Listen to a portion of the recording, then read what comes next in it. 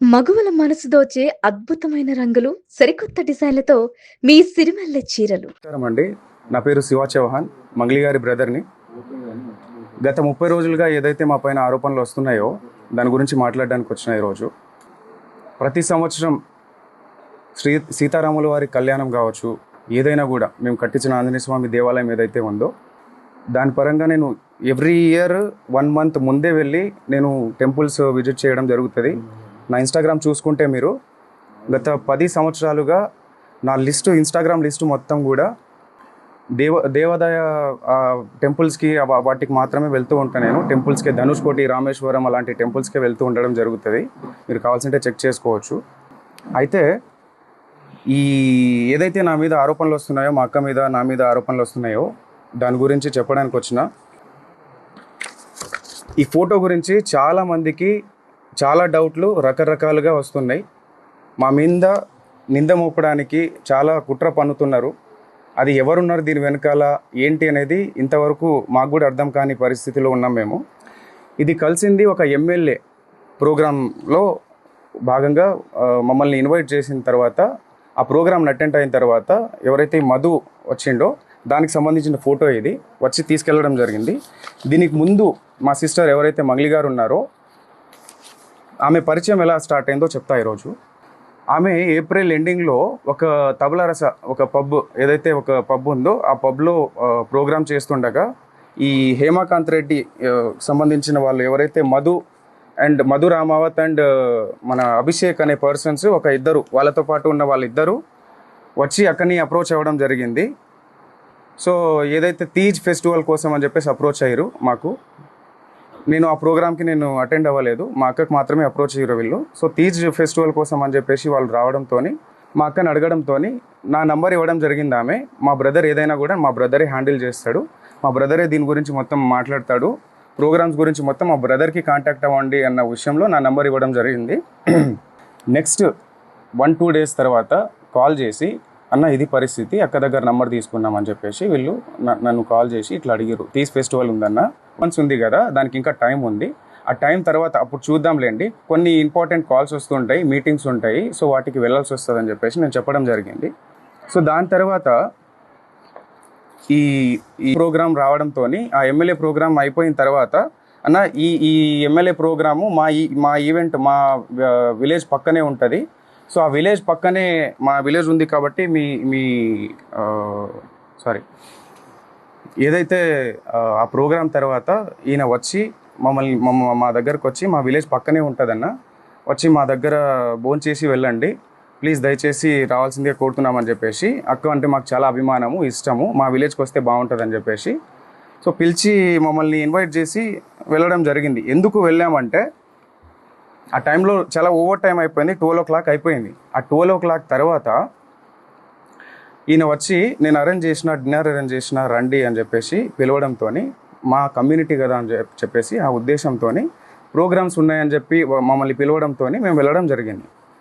వెళ్తే అక్కడ అక్క నీ ఫోటో, నేను కన్స్ట్రక్షన్లో ఉంది ఇల్లు, ఆ ఫోటో నేను తీసుకుంటా అక్క, గుర్తుగా ఈ ఇంటి ఓపెనింగ్కి నేను పిలుస్తా మిమ్మల్ని, ఈ ఇంటి ఓపెనింగ్కి మేము పిలుస్తా, అప్పటికి నేను ఫ్రేమ్ కట్టించుకుంటా అక్క మా ఇంట్లో, నా గుర్తుగా ఉంటుంది అని చెప్పేసి మేము డిన్నర్ చేసిన తర్వాత కింద దిగిన ఫోటో ఇది. మా టీం ఏదైతే ఉందో ఆ టీంతో సహా ఒక 15 members వరకు వెళ్ళినాం మేము. ఓకే, సో దీని తర్వాత ఇది అక్కడిది ఫోటో. ఈ ఈవెంట్ ఏదైతే జరిగిందో, ఈ వెంచర్ ఓపెనింగ్, ఇది వెంచర్ మేము రియల్ ఎస్టేట్ వెంచర్ ఇది చేస్తామని చెప్పేసి చేసిరు. దీని గురించి మాట్లాడాలి ఈరోజు. నేను ఈ వెంచర్ ఆఫీస్కి ఓపెనింగ్కి ఎందుకు వెళ్ళడం జరిగిందంటే, నాకు కాల్ చేయడం జరిగింది, అన్న అక్కకి మేము ఇన్వైట్ చేద్దాం అనుకుంటున్నాము, మేము ఈ రియల్ ఎస్టేట్ ఆఫీస్ ఓపెనింగ్కి అక్కకి ఇన్వైట్ చేద్దాం అనుకుంటున్నాము, సో అక్క రావాలన్నా అని చెప్పేసి నన్ను పిలిచిరు, అంటే నాకు అప్రోచ్ అయ్యారు. లేదన్నా ఈ వెంచర్ ఓపెన్లకి అక్క రాదు, ఎక్కడ కూడా మీరు చూసిండొచ్చు, ఎక్కడ కూడా అక్క ఈ వెంచర్ ఓపెనింగ్లకి దీనికి వెళ్ళదు అని చెప్పేసి అంటే, లేదన్నా కంపల్సరీ రావాలి, ఎట్లన్నా రావాలన్నా అంటే, లేదు అని చెప్పేసి అక్కను కూడా అప్రోచ్ అయ్యారు, అక్క మీరు కంపల్సరీ రావాలక్క దీనికి అని చెప్పేసి. సో అక్క నేను ఇలాంటి వాటికి రాండ్రా, ఏమన్నా కూడా సరేలే తర్వాత మాట్లాడదాంలే అని చెప్పేసి లైట్ తీసుకుంది. మళ్ళీ ఫాలోఅప్ చేసుకొని అక్క రావాలక్క అని చెప్పేసి June 9th ఇది జూన్ 9th చేసుకున్న ఒక ఈ ఆఫీస్ ఓపెనింగ్కి నన్ను ఇన్వైట్ చేయడం జరిగింది. అంటే నువ్వన్నా రా అన్న, మాకు కొంచెం హెల్ప్ఫుల్ ఉంటుంది, నా బిజినెస్కి కొంచెం గ్రోత్ ఉంటుంది, నువ్వు వస్తే నేను కొంచెం చెప్పుకుంటా అన్నట్టు నన్ను పిలవడం జరిగింది. ఆ రోజు నాకు ఫీవర్లో కూడా నేను కార్ పంపిస్తా అన్నా నీకు అని చెప్పేసి అంటే, నేను రాలేను, నాకు ఫీవర్గా ఉందంటే నేను కార్ పంపిస్తా అన్నాడు. కార్ పంపించి నన్ను తీసుకెళ్ళి అక్కడ ఆఫీస్లో ఈ ఫోటోలు దిగడం జరిగింది. అక్కడ ఎవరెవరు ఉన్నారు, ఎక్కడి నుంచి వచ్చారు, వాళ్ళంతా ఏంటి అని చెప్పేసి నాకు తెలియదు. ఓన్లీ అది ఒక జిఎన్ఐ ఆఫీస్, ఏదో జిఎన్ ఆఫీస్ అని చెప్పేసి ఓపెనింగ్కి మాత్రమే పిలిచిరు నన్ను. జూన్ 9th అక్కడ ఫొటోస్ దిగినాం, అంతా అయిపోయింది. దాని తర్వాత ఈవినింగ్ టైంలో నేను రిటర్న్ రావాలి అనుకొని, నాకు తొందరగా వెళ్ళాలి, నేను జూన్ 10th అక్క బర్త్డే ఉంది కాబట్టి రేపు నాకు బర్త్డే ఉంది అక్కది, ఆ పనులన్నీ నేను చూసుకోవాలా, పైగా నాకు ఫీవర్ ఉంది, నాకు చాలా ఇదిగా ఉంది, వెళ్ళాలి అంటే సరే అని చెప్పేసి ముగ్గురు వ్యక్తులతో నన్ను డ్రాప్ చేయడం జరిగింది. వీళ్ళు కూడా వచ్చారు ఆ రోజు జూన్ 9th నైట్ టైంలో. చాలా లేట్ అవ్వడం జరిగింది ఆ రోజు ఈవినింగ్, లాంగ్ కాబట్టి మేము ఉండే ఏరియా నుంచి వీళ్ళ ఏరియాకి, మల్లేపల్లి గ్రామానికి, సో ఈ ఆఫీస్కి. సో వీళ్ళు ఎవరైతే నా మీద ఈ పర్సన్ ఎవరైతే నా మీద మొన్న చెప్పడం జరిగింది, వీళ్ళు ఎవరో కూడా నాకు తెలియదు, జస్ట్ డ్రైవర్లుగా వచ్చిర్రు, వెనకాల నన్ను వదలడానికి వచ్చిర్రు. వీళ్ళు వచ్చి నా దగ్గర ఫోటో తీసుకున్న ఫోటో ఇది, మా ఇల్లు బ్యాక్గ్రౌండ్లో, ఇది మా ఇల్లు బ్యాక్గ్రౌండ్, ఇక్కడ ఆఫీస్, ఏదో బ్యాక్గ్రౌండ్లో ఒక ఆఫీస్ ఉంటుంది. సో ఇంటి దగ్గర దిగిన ఫోటోని ఈరోజు ఇన్ని లక్షలు ఇచ్చాము, అన్ని లక్షలు ఇచ్చాము అని చెప్పేసి అబద్ధాల ప్రచారం చేస్తున్నారు ఈరోజు. సో దయచేసి గమనించాలి మీరు, ఇది అక్కడ జరిగిన విషయం. దాని తర్వాత మేలో ఏదైతే ఎమ్మెల్యే ఫంక్షన్ తర్వాత మేలో మేము ఆ ఇంటికి వెళ్ళి వచ్చిన తర్వాత ఒక 10-15 days తర్వాత నాకు కాల్ చేసి, అన్న ఆఫీస్ ఓపెనింగ్ అని చెప్పేసి ఏదైతే చెప్పిండో ఆయన, ఆఫీస్ ఓపెనింగ్కి వెళ్ళడం జరిగింది నేను. ఓకే, ఆఫీస్ ఓపెనింగ్కి వెళ్ళక ముందే నాకు ఆఫీస్ వెంచర్ ఇట్లా మేము ఇది చేస్తున్నామన్నా, మాకు రియల్ ఎస్టేట్ ఆఫీస్ ఇట్లా పెట్టాలనుకుంటున్నాము, సిటీలో పెట్టాలనుకుంటున్నాము, సిటీలో ప్లస్ మేము మల్లేపల్లి దీంట్లో కూడా పెట్టాము, దానికి కంపల్సరీ అక్కని ఇన్వైట్ చేస్తామని చెప్పేసి ఏదైతే ఈ ఆఫీస్కి నన్ను ఇన్వైట్ చేసిరో దానికి ముందే విషయం ఎక్కడ, వీళ్ళ పరిచయం మాకు గట్టిగా ఏర్పడింది ఎక్కడ అంటే, ఈ ఆఫీస్కి ముందు నాతో మాట్లాడేటప్పుడు అన్న ఆఫీస్ వెంచర్ ఓపెనింగ్ అని చెప్పేసి మేము ఆ సంబంధించిన ఈ ఏదైతే ఆఫీస్ ఉందో రియల్ ఎస్టేట్ ఆఫీసు, ఇదే ఆఫీసు హైదరాబాద్లో కూడా ఓపెన్ చేద్దాం అనుకుంటున్నామని చెప్పేసి ముందే చెప్పారు నాకు. దీనికి రావాలి మీ అక్క, లేదంటే అక్కడ హైదరాబాద్లో అన్న రావాలి అని చెప్పేసి అన్నారు. సో అలా అనడంతో నేను మా ఆఫీస్ ఏదైతే ఆఫీస్ పర్పస్ పెట్టుకుంటామన్న దాని మీద వాసవి అని చెప్పేసి మా ఫ్లాట్ ఉంటుంది, ఆ ఫ్లాట్ని అమ్మడానికి అని చెప్పేసి మేము ఎప్పటి నుంచో సేల్లో పెట్టినాం, అది 1 year బిఫోర్. సో వీళ్ళు ఏంటి ఆఫీస్ పర్పస్ మాకు కావాలి అని చెప్పేసి వెతుకుతున్నారు కదా అన్న ఉద్దేశంతో మేము ఒకసారి ఫ్లాట్ చూడండి, మీకు నచ్చితే తీసుకోండి అని చెప్పడం జరిగింది. ఓకే, సో దాని తర్వాత చూస్తామన్నా అని చెప్పేసి వచ్చి విజిట్ చేసిన తర్వాత మే 25th 26th మే 25th వీళ్ళు ఎమ్మెల్యే పార్టీ తర్వాత వీళ్ళు వచ్చి నన్ను అప్రోచ్ అయ్యి ఇది అన్న పరిస్థితి అని చెప్పేసి మాట్లాడడం జరిగింది. ఫ్లాట్ చూపించిన తర్వాత చూసుకున్న తర్వాత మాకు నచ్చిందన్న తీసుకుంటామని చెప్పేసి ఆ రోజు మే 25th కావచ్చు 6th కావచ్చు, డేట్ ప్రాపర్గా తెలియదు నాకు. సో ఆ టైంలో వీళ్ళు వచ్చి మీ ఫ్లాట్ తీసుకుంటామని చెప్పేసి సమ్ అమౌంట్ అడ్వాన్స్గా మాకు పంపించడం జరిగింది. అక్కడ జరిగిన ఏదైతే అటాచ్మెంట్ మా ఫ్లాట్ సేల్ చేయాలని చెప్పేసి మేము అనుకున్న దాని తర్వాతనే ఈ అటాచ్మెంట్ నాకు మధుకి ఏర్పడింది. అక్కకి ఎలాంటి సంబంధం లేదు, అక్క ఫోటో ఒకటి మాత్రమే ఉంటుంది, అది కూడా ఇక్కడ బర్త్డే ఫంక్షన్లో కూడా కలవలేదు, తర్వాత ఏదో.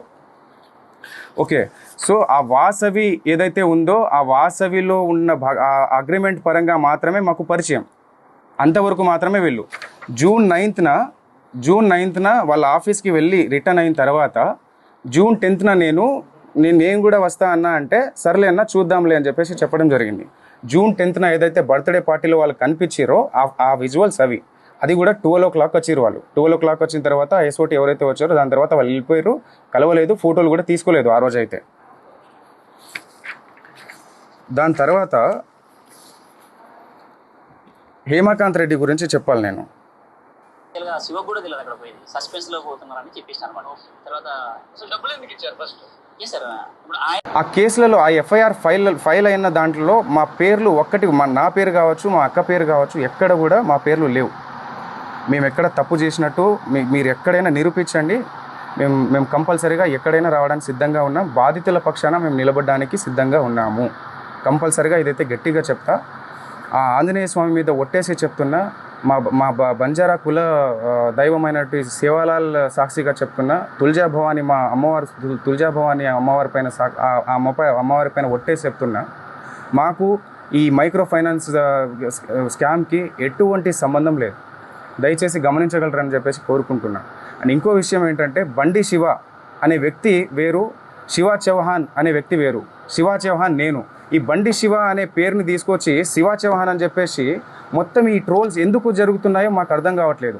ప్రతి వీడియో పోయినా మా అక్క ఫోటో పెట్టి ఇది చేస్తున్నారు. ప్రధాన నిందితున్న నేనని చెప్పేసి వచ్చిన ఆరోపణ ఏదైతే ఉందో ఈరోజు మంగ్లీ పైన అటాక్గా మారిపోయింది. దీని వెనకాల ఎవరున్నారు ఏంటి అని చెప్పేసి వాస్తవాలు ముందు అది తెలియాల్సిన విషయం. అది డిపార్ట్మెంట్ ముందు పెడుతుంది. ప్రతి ఒక్కరిని శిక్షించాలి, బాధితులకి న్యాయం జరగాలని చెప్పేసి కోరుకుంటున్నాను. 14 ఏళ్ళుగా ఒక్కొక్క మెట్టు ధర్మంగా, ఒక్కొక్క మెట్టు ప్రతి పాట ఒక శక్తిలాగా వచ్చే ఒక పాటని ఆమె ముందుకు తీసుకొస్తూ జనాల్ని అంత ఇదిగా తీసుకొస్తూ అంత ధర్మంగా ప్రతిదీ అంత ముందుకు తీసుకొస్తున్నప్పుడు అలాంటి ఒక్కొక్క మెట్టు పవిత్రంగా ఎక్కిన మెట్టుని బదనం చేయడానికి వీళ్ళు ప్రయత్నిస్తున్నారంటే ఎందుకు ఆరోగ్యంగా మాట్లాడదండి? నా ఏ తప్పు లేదు, నా తప్పు లేదని చెప్పేసి ఎందుకు చెప్పకుండా ఉంటుంది? ఆమె సైలెంట్గా ఎందుకు ఉండాలి?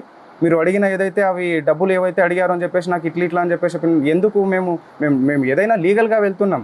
ఇంతవరకు రాకుండా ఉండడానికి కారణం కూడా అదే. ఈరోజు మమ్మల్ని బదనం చేయాలన్న ఆ ఉద్దేశంతోనే మీరు ఇంత కుట్ర పన్నుతున్నారే. మీ వెనకాల ఎవరున్నారు? అవన్నీ జరగాల్సిన రీతిలో జరుగుతుంది. ఇవన్నీ మొత్తం క్లీన్ చీట్ వచ్చిన తర్వాత డిపార్ట్మెంట్ పరంగా మేము ఎలా లీగల్గా ఎవరి మీద చర్యలు తీసుకోవాలనేది కూడా తప్పకుండా తీసుకుంటాం. దీంట్లో ఎవరిని వదిలేదైతే లేదు.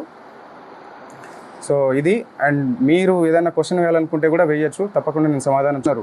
ఇది ముందు సో వీళ్ళు మమ్మల్ని ఏప్రిల్లో ఒక పబ్లో అక్కని కలిసి నా నంబర్ తీసుకొని ఇట్లా ప్రోగ్రామ్ ఉంది అన్న, ఇట్లా రావాలి, అక్క రావాలి, ఇట్లా ఉంది, మా దగ్గర డబ్బులు చాలా ఉన్నాయి, సో మేము ఎంత అయినా ఇస్తాము, అక్క మాత్రం కంపల్సరీ రావాలన్న ఉద్దేశంతో పిలిచారు. సరే చూద్దామన్న అన్న ఉద్దేశంతో చెప్పినాను. తర్వాత వెంటనే ఒక 1 month తర్వాత ఈ మన ఎమ్మెల్యే ప్రోగ్రామ్ జరిగింది. ఆ ఎమ్మెల్యే ప్రోగ్రాంలో వీళ్ళు నా పక్కనే ఉంది మా విలేజ్, అక్కడ మిర్యాలగూడ నుంచి పక్కనే మాకు.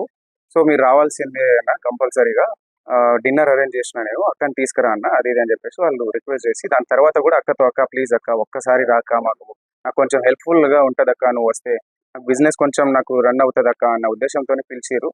సో సర్లే అని చెప్పేసి ఎలాగో ప్రోగ్రామ్ వీళ్ళు ఇస్తారు కదా అన్న ఉద్దేశంతో మేము దారిలోనే వెళ్తాం. అక్క ఆ దారి నుంచి ఇట్లా ఆ దారిలో వెళ్ళే దారిలోనే మా ఇల్లు ఉంటుంది.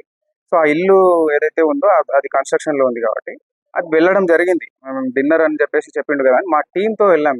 మా టీంతో వెళ్ళి మేము డిన్నర్ చేసాం. అక్కడ అందరు చేసి కింద వచ్చిన తర్వాత అక్క గుర్తుగా ఉంటుందన్న ఉద్దేశంతో ఒక ఫోటో దిగిరు వాళ్ళు.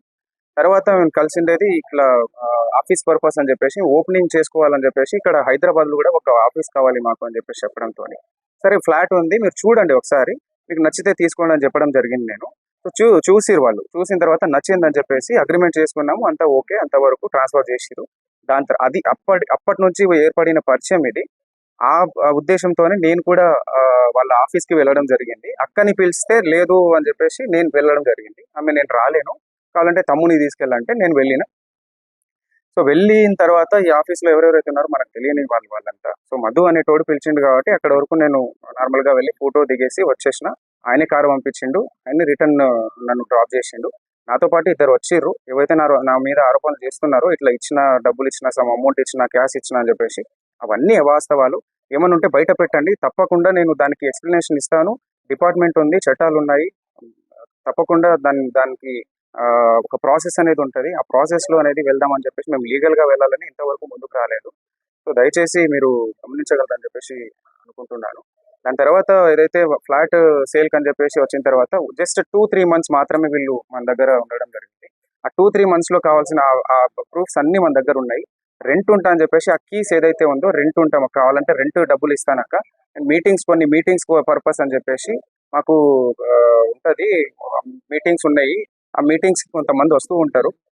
సో నాకు కీస్ కావాలని చెప్పేసి కీస్ తీసుకోవడం జరిగింది. రెంట్ కూడా ఆయన నాకు రెంట్ పే చేస్తాను అని చెప్పేసి కూడా చెప్పడం జరిగింది. దానికి సంబంధించి అన్ని మాకు ప్రూఫ్స్ ఉన్నాయి. సో తప్పకుండా మేము మా పైన వెరిఫికేషన్ వచ్చినప్పుడు మేము తప్పకుండా దాన్ని ఎక్స్ప్లెనేషన్ ఇచ్చుకుంటాము. సో ఇంకో విషయం ఏంటంటే వీళ్ళు ఎవరైతే ఉన్నారో హేమాకాంత్ రెడ్డి వాళ్ళు ఎవరైతే నా ప్రమేయం లేకుండా మా ఊరికి వచ్చి నన్ను తీసుకెళ్ళి అదంతా ఫ్యాక్టరీ కావచ్చు, ఆ టెంపుల్కి నేను వెళ్ళే టెంపుల్ దారిలో నేను వెళ్తున్నా కదా, ఎలాగో మేము తీసుకెళ్తామని చెప్పేసి ఫ్యాక్టరీ కోసం వచ్చి ఫ్యాక్టరీని చూపించి నేను టెంపుల్ చూసేసినాము. దాని తర్వాత మైనింగ్ ఏదైతే ఉందో ఆ బెతంచెర్లలో మైనింగ్ కూడా చూపించారు వీళ్ళు. సో దాంతో ఫోటో తీసుకున్నారు వాళ్ళు. మా పేర్లు కూడా ఎక్కడ వాడి డబ్బులు తీసుకున్నది కూడా మీరు హేమాకాంత్ రెడ్డి చెప్పినట్టుగా ఎక్కడ కూడా తీసుకున్నట్టు లేదు. అంటే వాళ్ళకి ముందే మేము డబ్బులు ఇచ్చేసినామంటారు. సో వాళ్ళ ముందే డబ్బులు ఇచ్చేసినామన్నప్పుడు మా పేర్లు చెప్పి ఎక్కడ వసూలు చేశారు?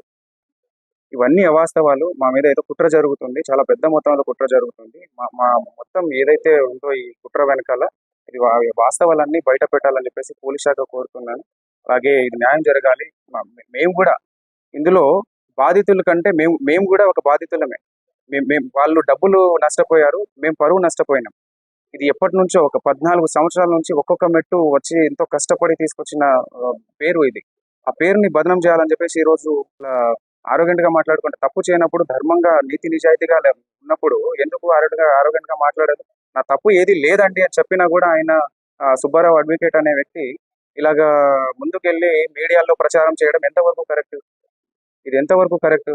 ఆమె బదనం చేస్తున్నప్పుడే కదా ఇదంతా, ఆమె చెయ్యకండి, ఇదంతా తప్పు, ఇది కావాలంటే వెరిఫికేషన్ చేసుకోండి, మీరు పోలీస్ శాఖలు ఉన్నాయి, చట్టం ఉంది, మీరు అడ్వకేటే కదా, మీరు వెళ్ళి విచారించుకున్న తర్వాత మీరు మీడియాలోకి వెళ్ళండి అని చెప్పినా కూడా లేదు, అది నువ్వు ఫోటోలు ఉన్నాయి, మీ తమ్ముడు ఉన్నాడు ఇక్కడ అని చెప్పేసి చెప్పడం ఎంతవరకు కరెక్ట్?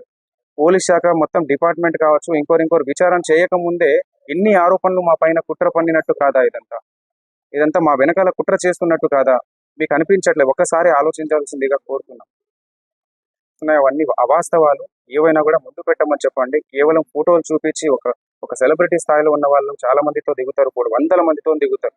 ఆ ఫోటోలు తీసుకొచ్చి ఇవి చేయడం ఎంతవరకు కరెక్ట్?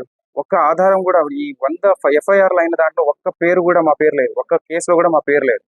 ఈ రోజు సుబ్బారావు అడ్వకేట్ అనే వ్యక్తి ఏ కేసు లేకుండా, ఏ ఆధారాలు లేకుండా కేవలం ఆరోగ్యంట్ గా మాట్లాడింది, కేవలం నన్ను ఇబ్బంది పెట్టింది, నన్ను ఇట్లా మాట్లాడింది, ఆమె ఇలా మాట్లాడింది, ఆమె వ్యక్తిత్వం కరెక్ట్ కాదు అని చెప్పడానికి ఆయన ఎవరు? ఆయన ఏదైనా లీగల్ గా వెళ్ళాలి, కానీ ఒక అడ్వకేట్ లీగల్ గా వెళ్ళాలి, చట్టం ద్వారా వెళ్ళాలి. ఏదైనా కోర్టులు ఉన్నాయి, పోలీస్ శాఖలు ఉన్నాయి, వ్యవస్థలు ఉన్నాయి. ఎందుకు ఇవన్నీ ఈ ప్రాసెస్ లో మీడియాలో ఇప్పటికీ స్టిల్ ఈ రోజు కూడా ఆయన వెళ్ళి మీడియాలో ప్రచారం చేయడం జరుగుతుంది. సో ఇవన్నీ మా మీద కుట్ర జరుగుతున్న ప్రాసెస్ అది. సో ఇది జనాలు గుర్తించాల్సిందిగా కోరుతున్నాము. దయచేసి మీడియా మిత్రులు కూడా నేను చెప్పడం ఒకటే, అందరికీ మీరు మీరే వాస్తవాలు మీరే బయట పెట్టాలి. సో ఇది కంపల్సరీగా ఇది అయిపోయిన తర్వాత, క్లీన్ షీట్ వచ్చిన తర్వాత, మా తప్పు ఏది లేదు అని చెప్పేసి తెలిసిన తర్వాత దీని మీద తప్పకుండా యాక్షన్ తీసుకుంటాం. ఎవరెవరైతే మా పేరుని నష్టం కలిగించారో తప్పకుండా మేము దానిపైన చర్యలు తీసుకుంటాం.